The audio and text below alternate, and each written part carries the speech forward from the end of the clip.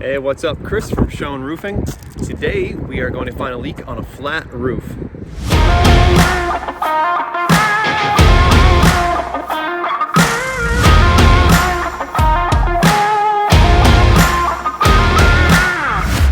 Pretty simple method that we use. I know they can be intimidating.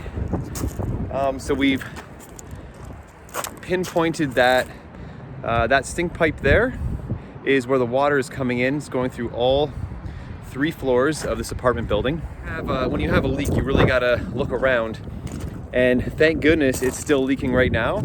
So we can really pinpoint it from that flange over to where the standing water is. It makes it a lot easier for us to diagnose if where the water is coming from, if it's still leaking, even though it's not raining. So the fact that it's leaking now, not raining, and we have some standing water lets us just focus our efforts in that area where the standing water is. So what we're going to do first is mark out roughly a 10 by 10 area around the flange. We're going to check if there's any standing water around there. We're going to move the gravel and then check for any splits in the felts. After moving the gravel, I was able to push water back up the edge of the plumbing flange. This is a great indication of a leak issue. The surrounding roof was very solid with no obvious signs of damage. So we got that pipe resealed around the base. And then I'm like, man, I wonder if this thing's got some issues. So it felt solid, but I just moved a little bit of gravel around, and look, someone hit that with a knife or a pickaxe. Right in there, there's a nice 1-inch split. So I'm gonna go around and just peel this back and put some plastic cement there as well. But that could very well be the leak, and it's just traveling over to the next hole. Depending how the vapor barrier and all the other layers are installed, it's very likely that that is the leak point. So hope we found this one. I will now show the process of sealing around a flange on a built-up tar and gravel roof. First, we need to scrape the gravel down to the tar and felts. You can use a chipping hammer or straight back claw hammer as I'm using.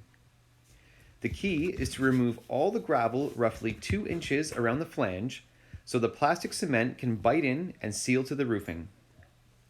If you noticed, I'm pulling some sealant from around the flange and putting it in a pile. You do not want this product on your clothes or tools. Or get it in your hair, as my buddy Kev Mack once did. It's cold out, and that makes removing the gravel super easy. If you attempt this on a hot day, try and get all your scraping done early in the morning before the roof heats up. Work smart, not hard. For protective gear, I always recommend wearing safety glasses, as gravel can be shot at your face at very high speeds. Also, keep your mouth closed. You know, you always thought flat roofers were toothless because of smoking crack.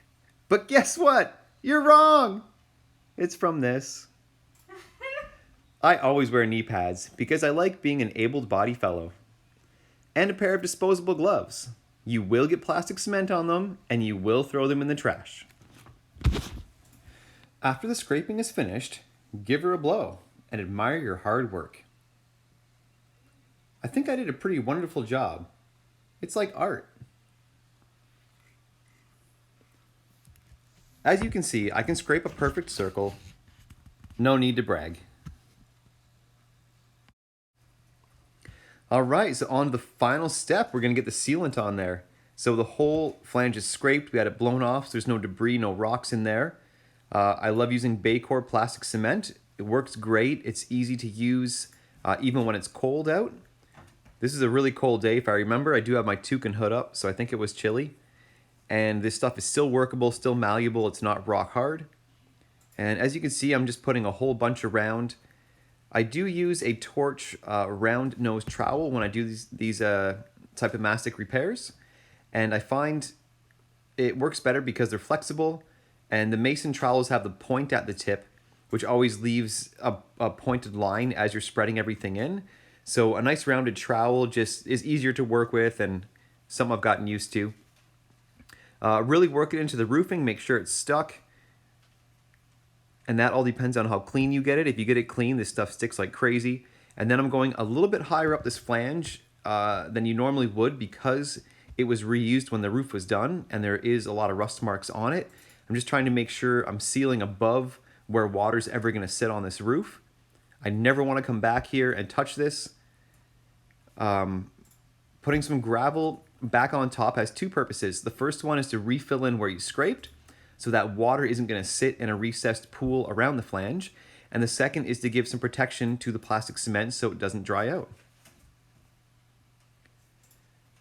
The gloves that I'm wearing, as mentioned, are going right in the trash. You could use a broom and just sweep gravel back in, but I'm not going down the ladder to get one. I got these garbage gloves that are going in the trash, and it looks like I'm done. So that is how you do a quick scrape and seal around a flange on a flat roof. Works very well. This is not going to leak. And thank you for watching. Hit the subscribe button, hit that like button, share this with anybody that you know loves watching roofing videos, and we'll see you next time.